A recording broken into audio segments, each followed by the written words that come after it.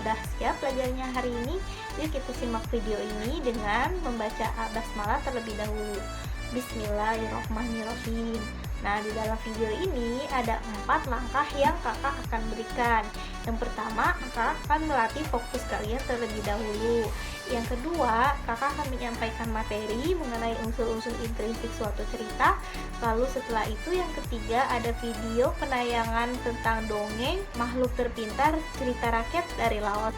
Yang keempat, ada soal-soal yang harus kalian kerjakan sebagai penugasan kalian hari ini. Baik adik-adik, sebelum kakak membahas materi, kakak ingin melatih fokus kalian dulu nih, supaya kalian menonton videonya dapat fokus dan dapat meresap ke pikiran kalian. Nah, sekarang kita amati pada gambar berikut ini ya. Ayo adik-adik, perhatikan gambar berikut ya. Lalu kalian sebutkan 5 perbedaan pada gambar tersebut. Baik adik-adik, 5 perbedaan yang ada pada gambar yang tadi kakak sajikan apa saja? Ayo kita sebutkan bersama. Yang pertama ada buah mangga, yang kedua ada kucing, yang ketiga ada awan, yang keempat ada kupu-kupu, dan yang kelima ada huruf P di baju berwarna oranye. Sekarang kakak akan menyajikan latihan fokus yang kedua untuk kalian kerjakan. Yuk simak gambar berikut ini.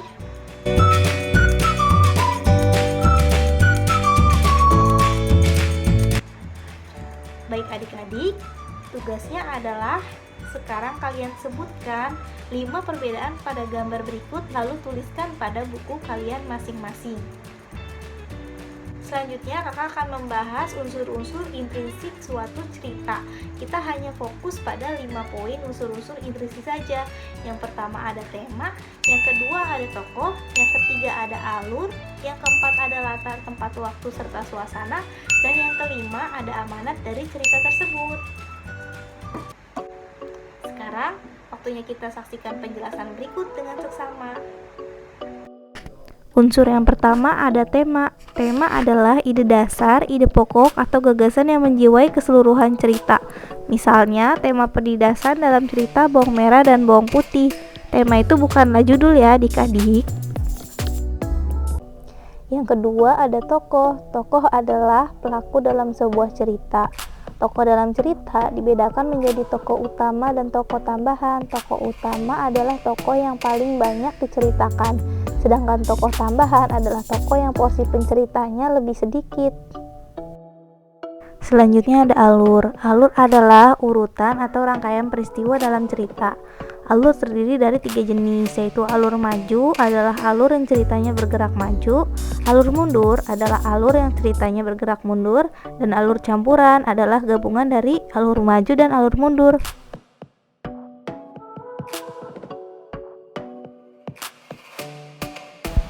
Selanjutnya ada amanat. Amanat itu pesan atau nasihat yang disampaikan penulis kepada pembaca, biasanya bersifat positif. Selanjutnya ada latar. Latar dibagi 3, yakni latar tempat, latar waktu, serta latar suasana. Latar tempat misalnya di desa, di kota, dan lainnya. Sedangkan latar waktu misalkan di pagi hari, di sore hari, di malam hari, dan lainnya. Dan latar suasana misalkan menyedihkan, menegangkan, dan lainnya. Baik adik-adik, sekarang saatnya kita menyaksikan video mengenai makhluk terpintar cerita rakyat Laos. Kita juga bisa mencarinya di buku tema 5 kelas 6 di halaman 192.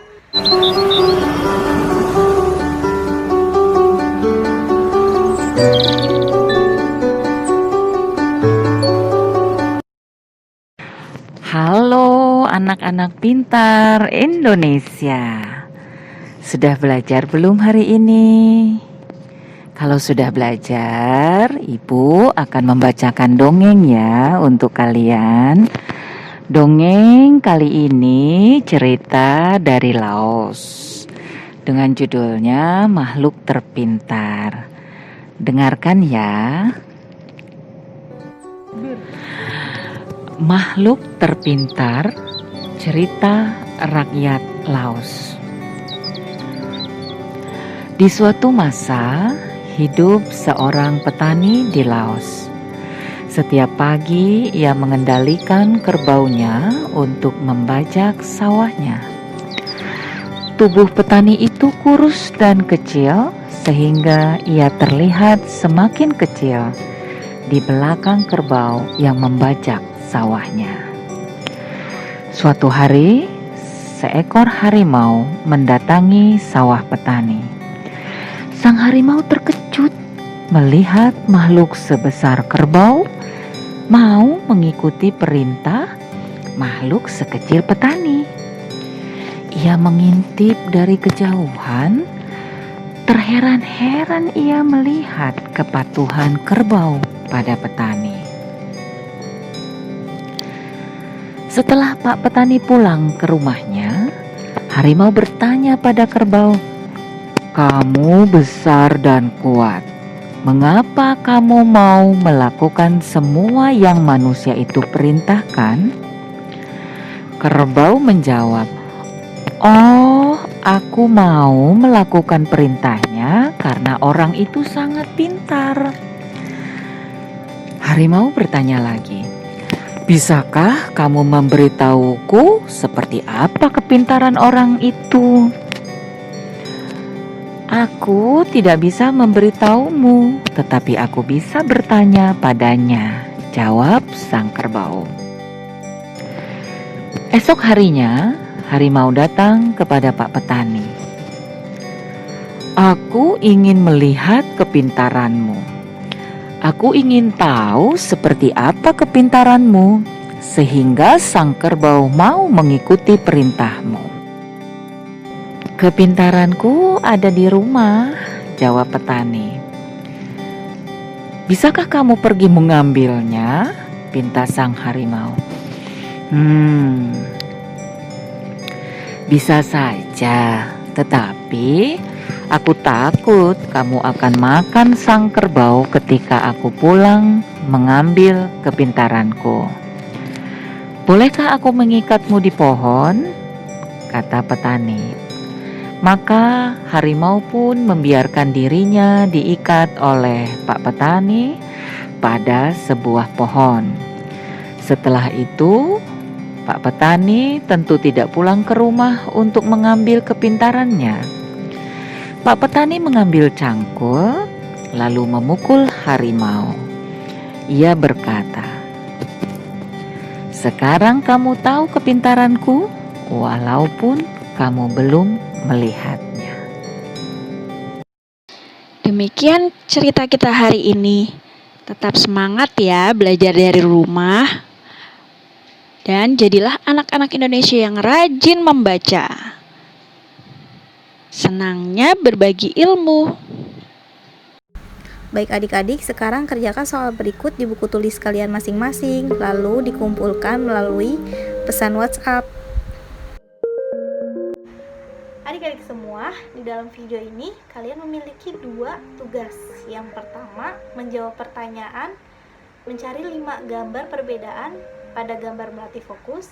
Dan yang kedua, menjawab pertanyaan soal-soal berdasarkan video dongeng Makhluk Terpintar cerita rakyat Laos yang telah kakak berikan setelah video tadi ditayangkan. Terima kasih kepada adik-adik semua yang telah menyaksikan video ini hingga selesai dan tetap semangat untuk belajar hari ini, esok, dan seterusnya. Jangan lupa tetap menjaga kesehatan dengan menggunakan masker setiap keluar rumah, mencuci tangan, menghindari kerumunan, serta menjaga jarak. Terima kasih. Kita akhiri pembelajaran pada hari ini dengan membaca Alhamdulillahirobbilalamin. Wabillahi taufiq wal hidayah. Wassalamualaikum warahmatullahi wabarakatuh.